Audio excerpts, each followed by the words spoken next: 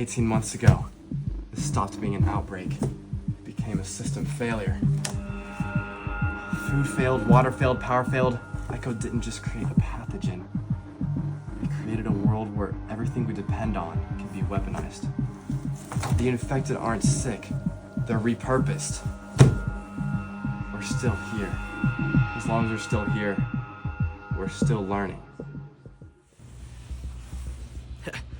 Here come those heroes. They really think they can do something against this apocalypse, huh? I don't know. I kind of like that quarantine king. Quarantine King? Citizen! How is your community? Pretty good. Are there any variants nearby of REMS? No, we're all on lockdown. In fact, I just got a new shipment of candy bars. Oh yeah.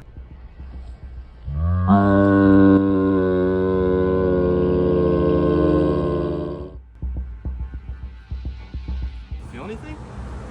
Let's just talk to them. Pathophage, you worry too much. Huh. I think he's infected. King, quick! Ethanol blast! Thank you, Pathophage and Quarantine King. This is bad. The food supply's been compromised. Yeah, I'm not sure what to do about it. I mean, these microbes can get anywhere. Have you ever heard of the exclusion principle? Are you suggesting we make more food with microbes? Come on, ever heard of bread? Wait, I think I saw the fermenter catalog something about this. To the computer lab! I got the fermenter catalogs pulled up.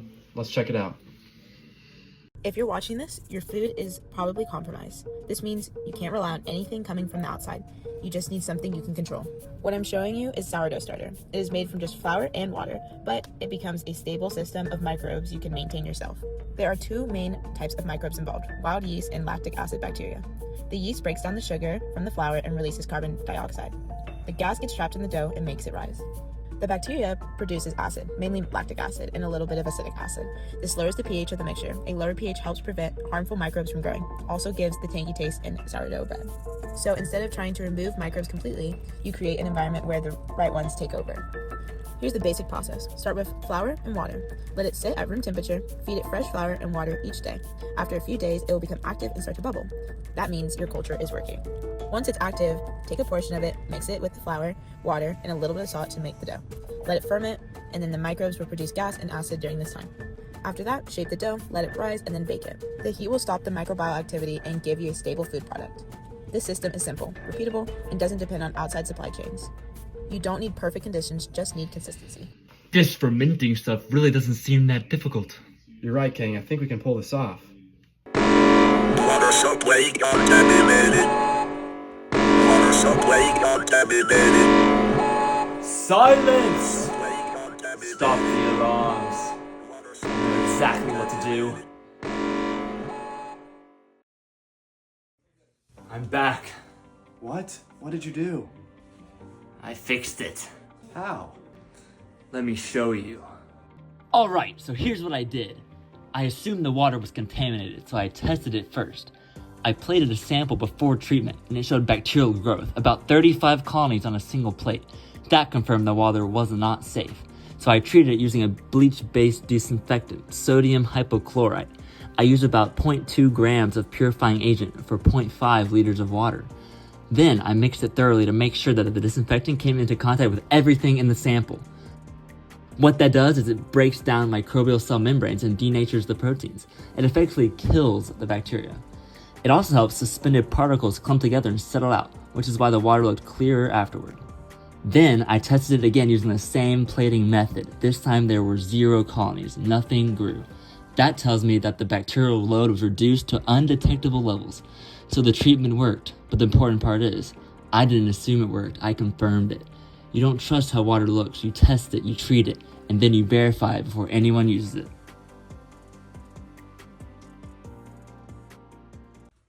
And that's how I did it.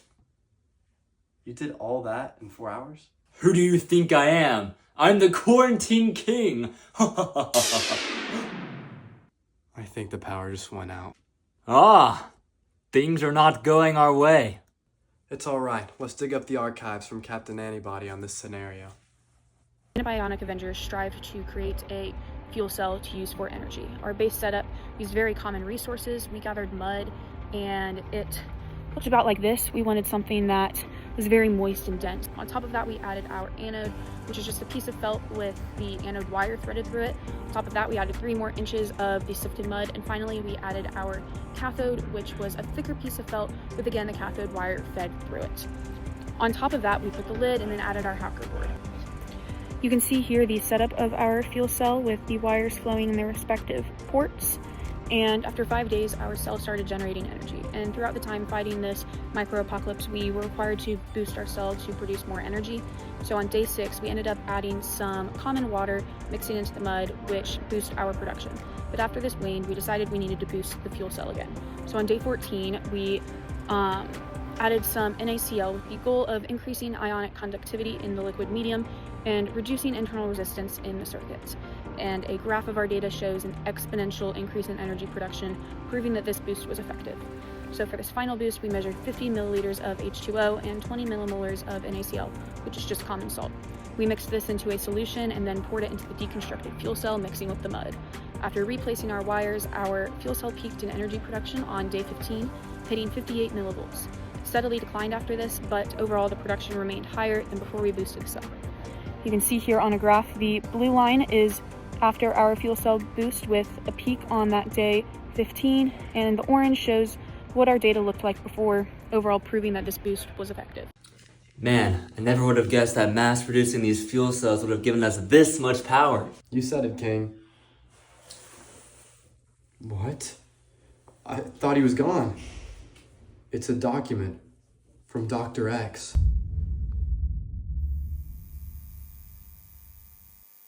All right, Pathophage, you did good work, but the public needs to know what really happened that day, April 13th. Well, it all started with a message. After we received Dr. X's message, we didn't really know what we were looking at first, just RNA sequences, fragments. But we had the tools, so we decoded it. The first message was clear: Harwell Davis Reeds. It wasn't a message, it was a location. We grouped up and decided to head to the local library to see if we could find any clues. We asked King to stay put so he could hold down fort. We searched through the library until we eventually found a corresponding book that matched the number at the bottom of our message. After opening it up, we realized it had a QR code inside of it. Scanning it gave us another cryptic message. We decoded this one with the same methods as before, reading Science Center Pendulum Southeasts. So we headed down there, and soon after found another QR code leading to another encrypted message. One more bit of decoding and we figured out we needed to head to the football field due to the phrase pigskin legend. We assembled at the statue, and after thorough searching we concluded there was nothing to be found. We realized Echo got to it first. But after our hopes were crushed, Dr. Drace, a comrade of Dr. X, had backups and immediately sent them to us. This documentation revealed that this mysterious pathogen was gram-positive coccus in clusters, salt-tolerant, mannitol fermenter, and in golden colonies.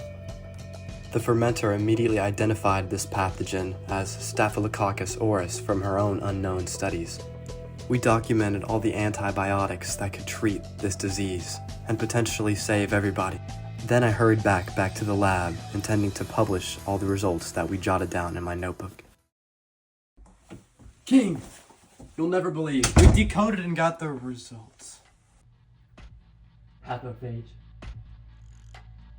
don't move. King, what's going on?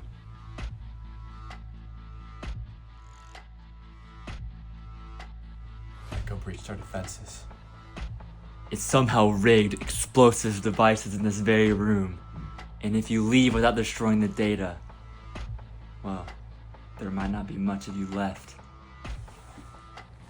You win, Echo. I'll destroy it.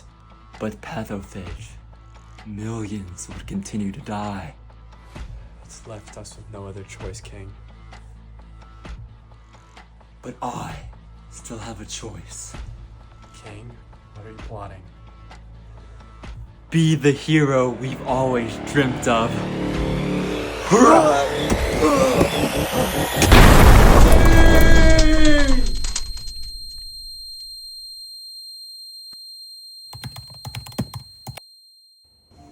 He was the greatest hero I've ever known. The data you uploaded reduced infection rates by 90% in 1 week. Even then, it still doesn't matter. Why not? Because Echo, it learns. That's why we brought you in. We found the servers.